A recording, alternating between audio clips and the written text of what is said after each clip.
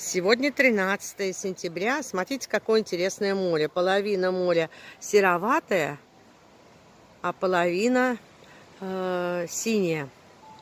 Даже сине-зеленая. Что-то я первый раз такое море вижу. День такой ясный. На пляже есть народ, но мало. Да, красивое море. Одна половина такая, а другая такая. Интересно как-то.